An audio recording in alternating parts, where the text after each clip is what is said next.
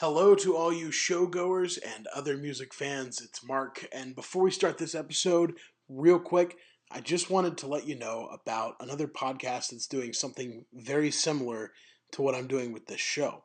It's called Julie's Infinite Playlist, and it focuses on bands out of Texas. So, check it out. Music is like root work. It writes your true name on a scrap of paper and makes you dance undignified like King David.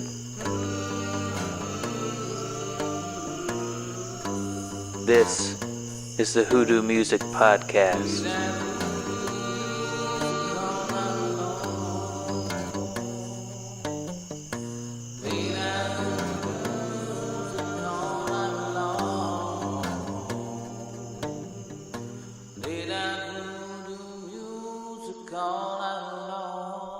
This is the Hoodoo Music Podcast, episode number 25, and the guest this episode is actually from out of town.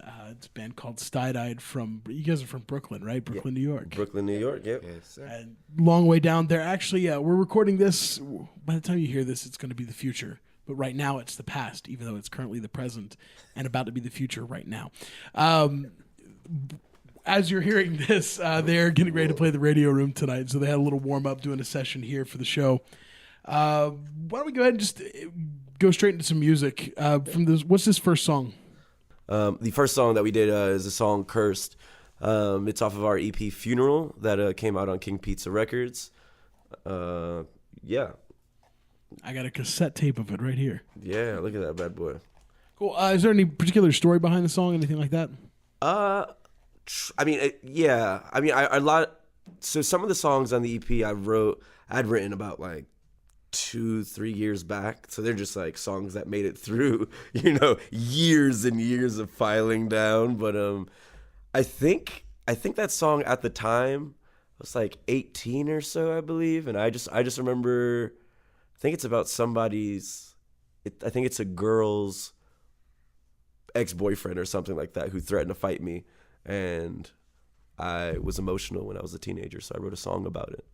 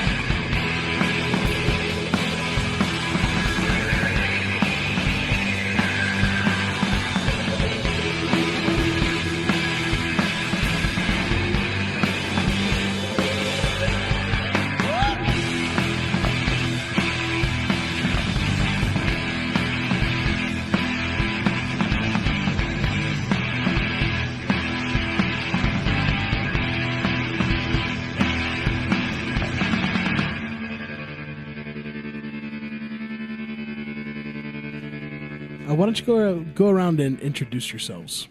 Yeah, I am Nelson Antonio Espinal. I sing and play guitar in this band called Stuyedeyed. My name is Luis Ruelas. I play drums in Stuyedeyed. I'm Andrea Scaniello, and I play guitar in Stuyedeyed. My name is Humberto Henao. I play the bass. Nice to meet y'all. Everybody in the room. Who we all know now.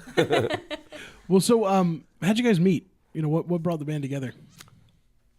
I believe. Well, I mean, Bert and I used to play in a different band together. It was a completely different style of music, just different feel. All the songs were birthed off of an iPad I got for my graduation from high school, and I was just like recording all these demos straight onto this iPad. And around that time, Bert and I were playing together. Showed him the songs. A year after that, I decided to go and demo all those songs. I met Andrea I would say right around that time that I decided to start recording. She was playing in a band in Jersey. That band that I was in with Bert, we had played a house show in Jersey, so that's where we met. She lived in New York. We became cool, and then Luis was out of the mix until fairly recently, if recently is a year and a half ago. Yeah. So, I mean, kind of just picking up people along the way. Well, cool. What's everyone's musical history, you know? Bert has the most interesting one, I think. Oh, here we go. Well, I would say that I grew up like in a musician family. Everybody in the household was somehow connected to music. My mother used to be a dancer in her young years, and my father was in the military and in the color guard doing percussions. Oh, cool. And I grew up in Brazil, so it was just like a mesh of different musics and just different sounds from all over the world. I mean, a lot of African in my household, a lot of African music, a lot of Arabic music, a lot of American music. But by the time I came here to the United States, about 17, 18 years old, I picked up the bass, and I was like, I couldn't, that was it. Yeah. Everything else didn't make any sense to me. I started dancing and playing, and I was like, oh, this feels good. This is right. Yeah. But since then, just a lot of studio work, a lot of honing my ears to things that are new to me. That's probably been my story outside of music as well. If you can put it into context, I didn't know English 8-9 years ago at all. Yeah. So I've been pretty reliant on that, It's kind of a universal language in a lot of ways. Indeed. Right. This is the only one that you don't have to open up your mouth. Yep.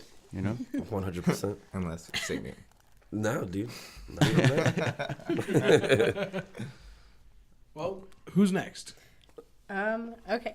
I mean, I grew up in a really musical family. Also, my dad played in a band for like 30 years or something. My mom grew up playing piano and stuff too. So from the time I was really young, I'd always been taking lessons. I played classical piano.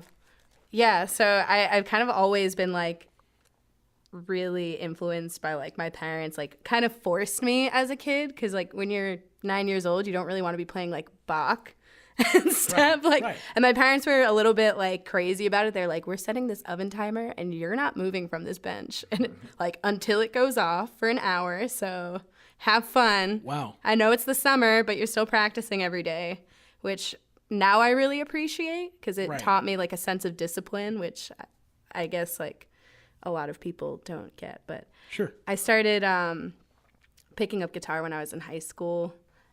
Just more to accompany myself singing and stuff, but I didn't really get serious about playing guitar until I joined this band. It kind of I don't know. I just started practicing a lot more, because up until then I only really used it to accompany myself. So I've learned a lot doing this, and it's been the best thing. But yeah.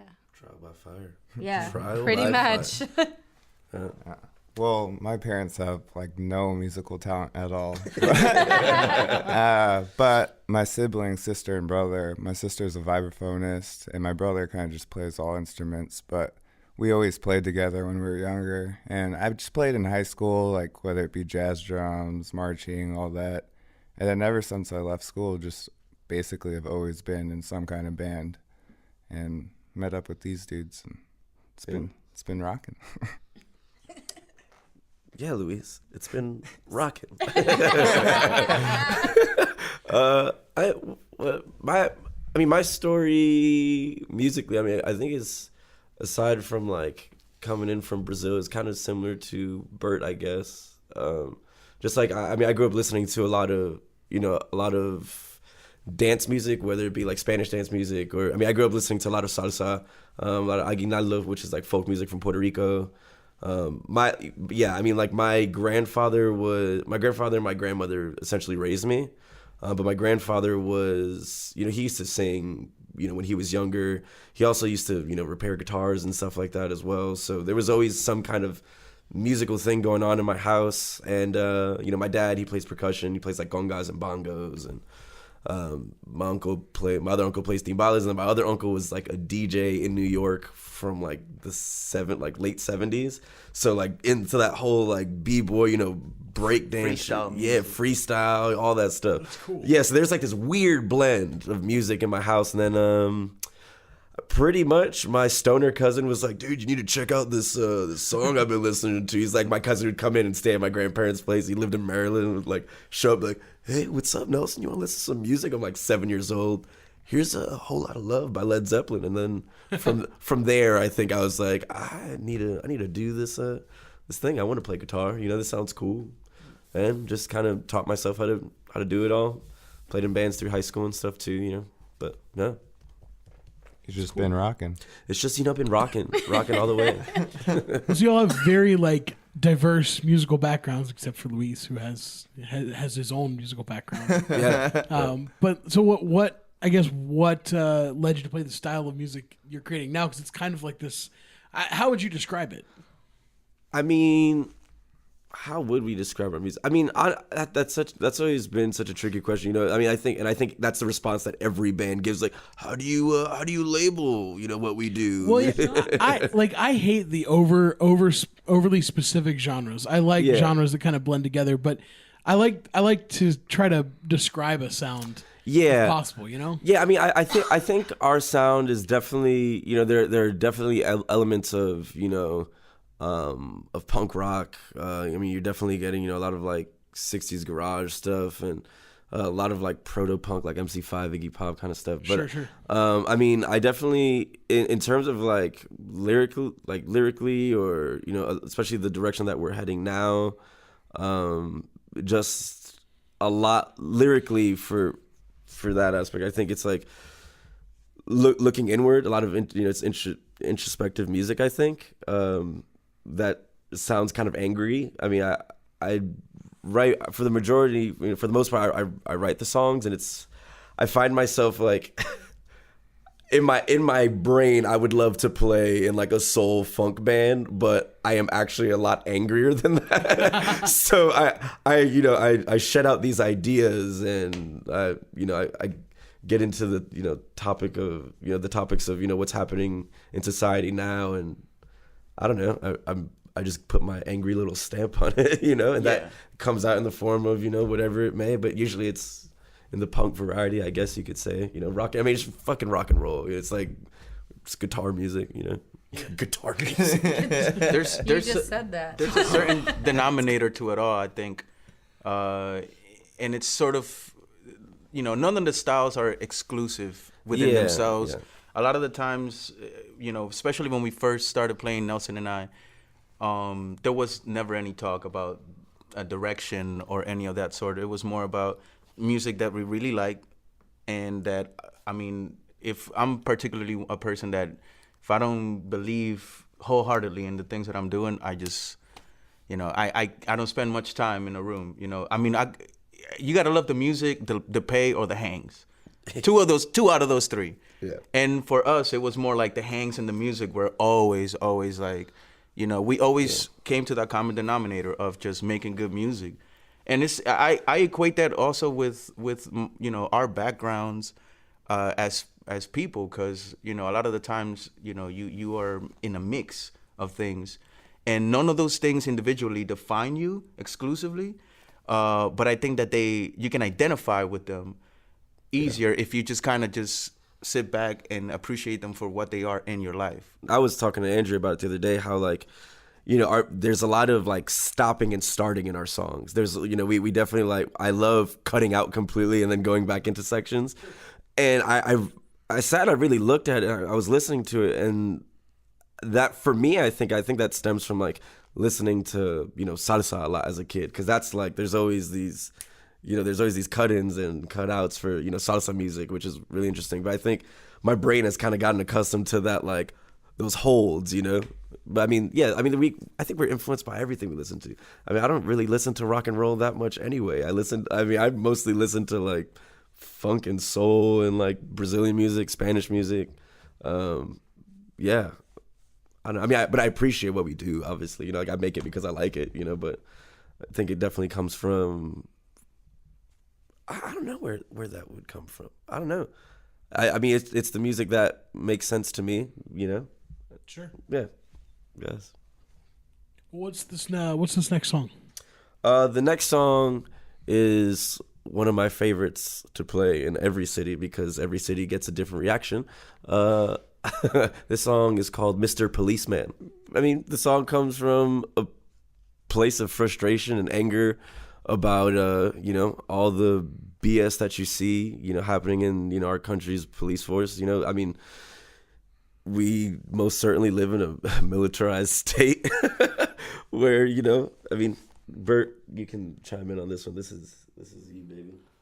Well, I would say that it's like getting an intro to what a lot of people feel, but a lot of people can't see. You know, it's the way that I look at it is that I'm from Brazil. I'm white and I'm black in parallels to cultures. You know, like we don't have those labels down there because of the way that culture developed down there. But at last, like I'm, you know, African and I'm European descent. And even in my own home, I can see the privileges that I had having a lighter skin than my brothers who have a darker complexion, and Brazil having parallel history to the United States, you know, a very strong military presence over there led to a lot of police contact with us. So I wouldn't understand particularly how much that police contact was until I saw my brothers literally every day getting harassed just a little bit more than I would, you know. And now living here in retrospect, I think that it's not a thing that is just you know, something that you can just explain to somebody and they can empathize. It's more about like, here's what it is in the form of a song. And that always breaks the ice, I think, for people. People start to realize like, oh, you know, well, some people's experiences are different than others. You know, we can talk 100%. about the sexism that goes in the world, the homophobia. That a lot of the times, these things are hard for people that are outside of this marginalized group to see. You know, for example, Andrea is, you know, is the woman in the band. A lot of the times it's like, hey, Dre, yeah, great job. You played bass, right? And they always make, you know, like, I'm the bass player. And I'm just like, man, I'm the bass player. I'm the lady in the band, okay? I don't know why it is so shocking. No, but to see a lady who plays guitar. when you see those, when you encounter these things, you meet them head on with the emotions that I think are usually justifiable. You know, when Andrea comes into the band and she explains to us like, oh, this happened to me.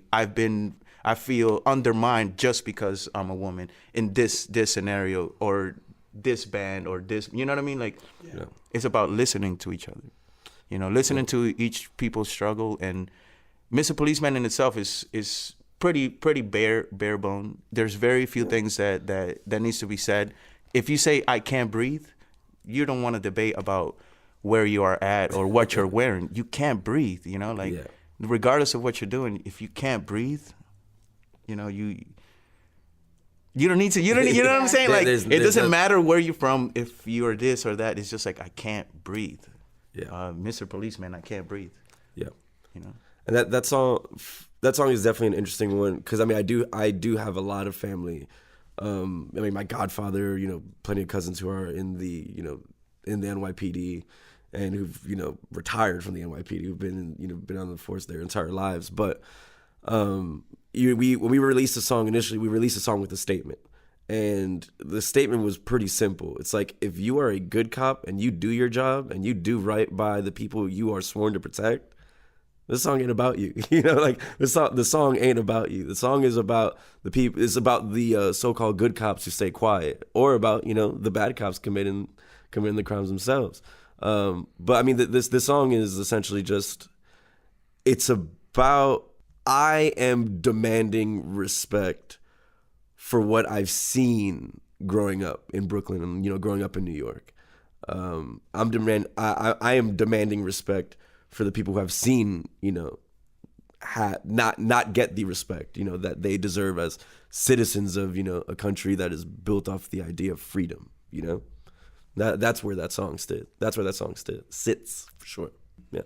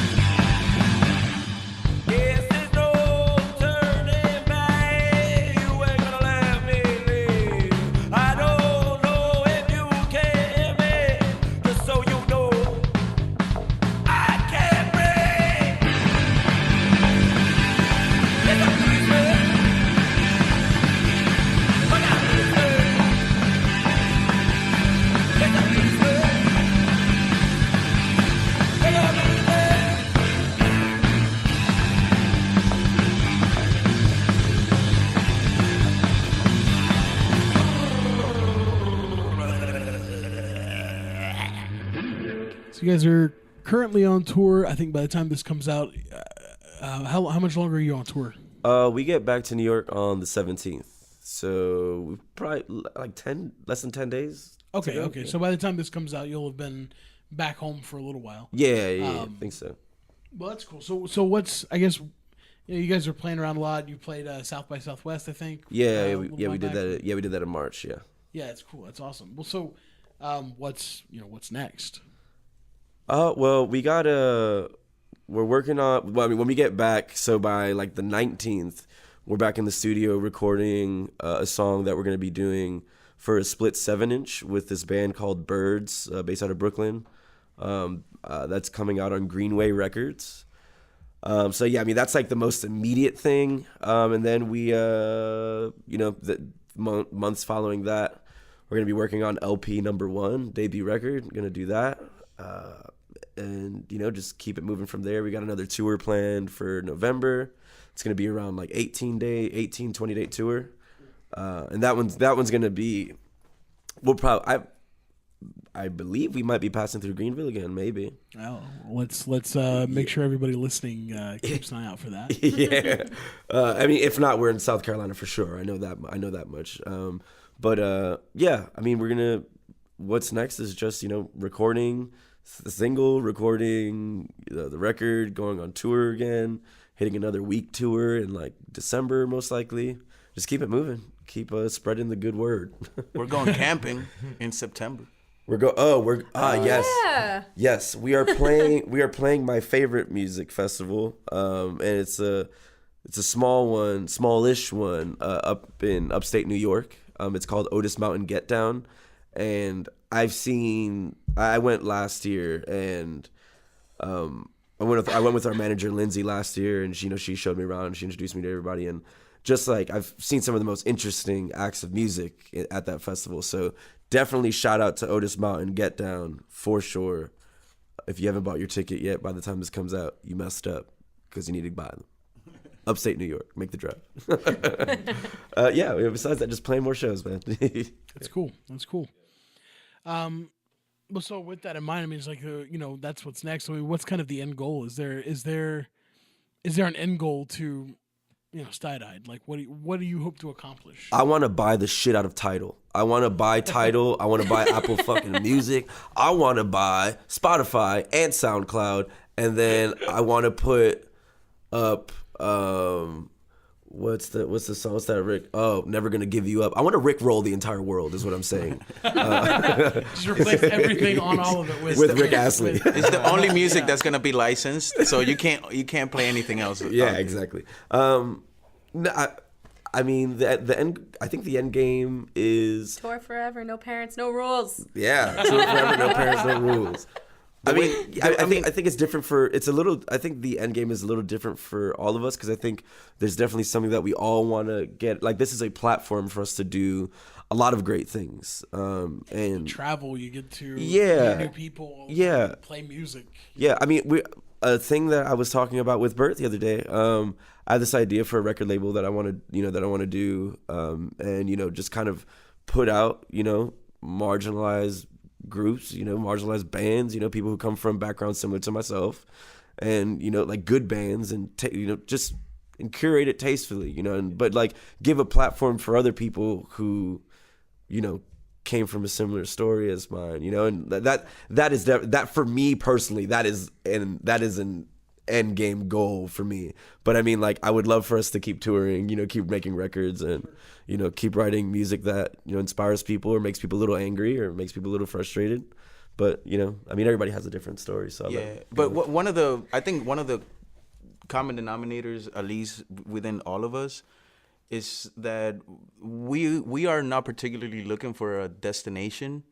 Like, I don't think that you reach a destination in your journey. You just kind of keep going. Yeah. And that's what makes the music, the music building, the creation, the getting together, the coordinating, everything. It makes it seamless, because it's all intuitive. Like, we walk in, we're not looking particularly for a destination, but we are always reminded that pace is not as important as direction. And every day we're reminded by the way that we intuitively, collectively. Well, it kind of reminds me of like what you were saying earlier about the music, the pay, or the hangs. Exactly. And like 2 out of the 3 or all 3. And when you're blessed with 2 and then you get a little bit of 1, it's like, okay, it's an honest reminder of what life has to give you. If you continuously put up your gloves and you go in the fight, there's really no way that you can be unhappy with what you got. We measure our own success, man. Exactly. Like, success is not a matter of comparison. It's a matter of collective feeling. Exactly, 100%. Luis, what is your end game, Luis? What do you when you wake up in the morning and you come to rehearsal? Like, what do you want, dude? Like, what do you want to do? I just want to party. And that's actually the truth. That's not. If I could stay on tour partying all my life, that would be my end game. I respect that. My name's Luis. I drink beers. I play drums. Direction is more important than pace. I party that way. Well, cool. You had we had one more track that we recorded in the session, but it was 2 songs. Yeah. Kind of in one. Yeah. So this next section of music, this next movement of tunage, it's actually 2 songs put together. We just bridged them over, and both these songs are going to be on our full length. So these songs are not actually out anywhere. So these are kind of like a cool little jam exclusive thing. Yeah. But yeah, the first song is called Gun.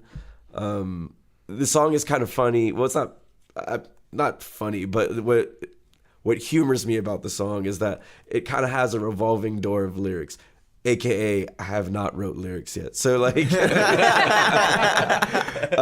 so I mean, like the song kind of just has at least until we record it, you know, like kind of just represents whatever storytelling time I'm having in my head, you know.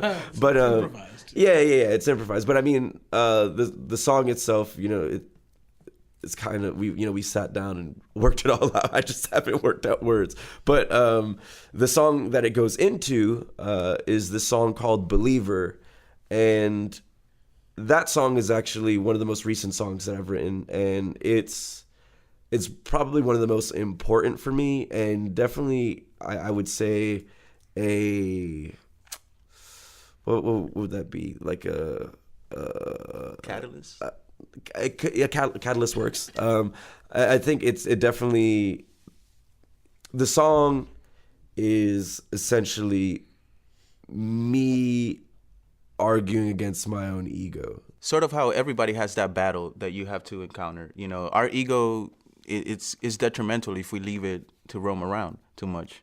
You know, and I think that, you know, being a believer of yourself is something that we don't do enough because we're not conditioned to love ourselves. You know, you spend so much time hating yourself in so many little ways. Even if it's just one tiny little way, you're trained to be in a diminutive existence, one that is not, you know, constantly telling you like, oh, you are this, you are that, rather than just be yourself. Yeah. You know, I mean, it's like we said, you know, it's the easiest way to judge a character if you're just truly yourself. I mean, some people, when they're truly themselves, they kind of occupies a lot of space, and they are usually very harsh or whatever. But that is yourself. Yeah. You know, you can be a genuinely nice person, or you can be a genuinely,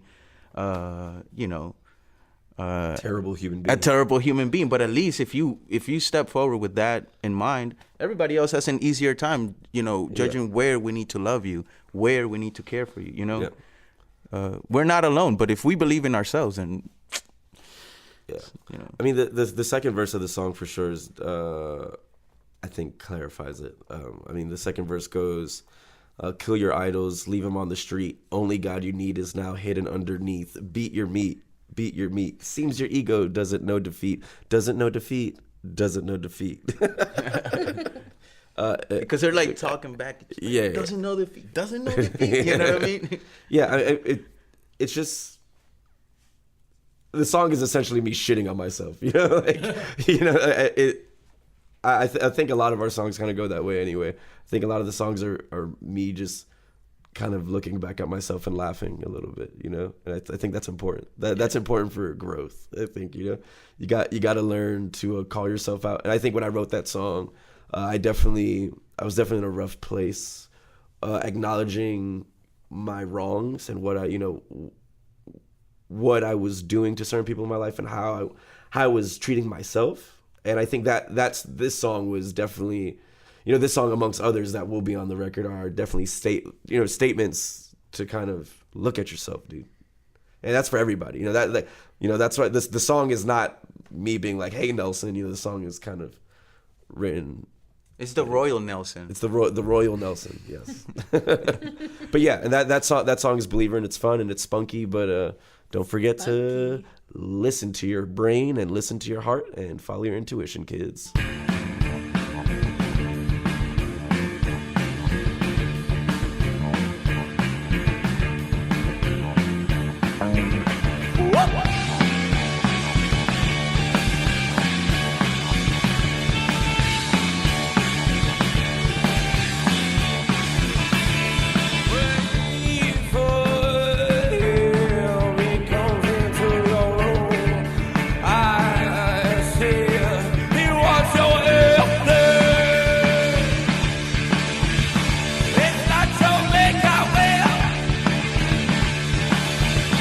It's not too late.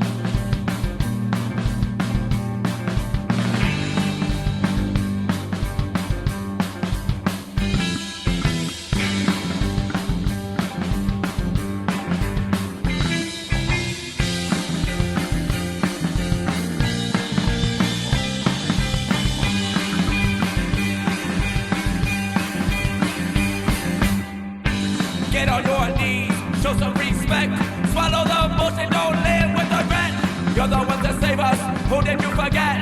I am just one. You are the best. Tell me it's a test. Tell me it's a test.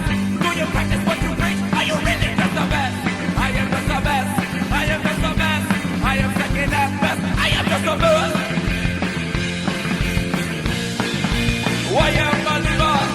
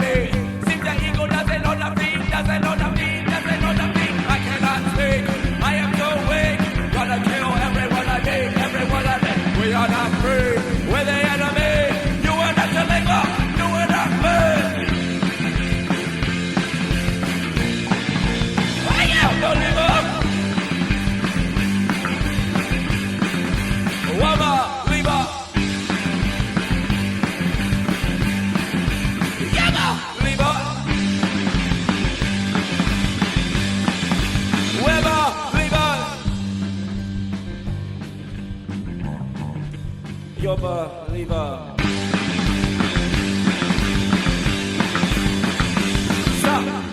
Nelson, Louise, Andrea, Bert, I want to thank all of you for, coming on the show. It was really cool to have you. And thanks for being the first touring band on this show. Yeah, man, that's awesome. Yeah. It's very exciting, and I enjoyed recording you. Where can people find you online? We are everywhere. We are in your dreams, actually. So go to sleep tonight after you listen to this, and I swear we'll be there. We are on iTunes. If you want to look up our band, it is spelled Stuyedeyed.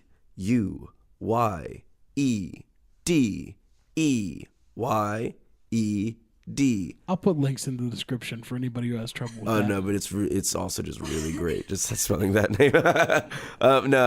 We're on Spotify as well. Our first EP is up on Spotify. You can find us on SoundCloud too.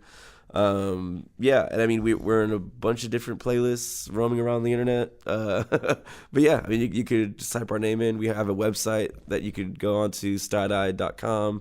And look at funny pictures of us being weird. I promise there's no other Stuyedeyed, so you're going to have, if you can spell it, you're going to have no problem finding it on the internet. The spelling it part is the tough. Yeah, we're actually giving out badges soon to people who can spell our name right first try. Ribbons. Little ribbons. Ribbons to say, you did it. Participation. Great job. Well, this show is available on iTunes, Stitcher, Google Play, and pretty much anywhere else you can find podcasts. You can easily subscribe by visiting bit.ly/Hoodoo Music Podcast, or if that's too hard to remember, YOLO420.com/local band swag. It's a real link, and it really does work. Yes! I got a next tattoo idea. You can also follow me on social media on Twitter and Instagram. It's @MarkJonesAudio. And find the Facebook page for this show. It's a great way to see the posts with the videos and the new episodes. And I also will post about upcoming shows in the area, stuff like that. So keep an eye there. You and your friends, you deserve good music. Your friends deserve good music, and these bands deserve to be heard. So get your friends, get your grandma, whoever, go to some shows. But until next time, thanks so much for listening to the Hoodoo Music Podcast. Lay down Hoodoo music all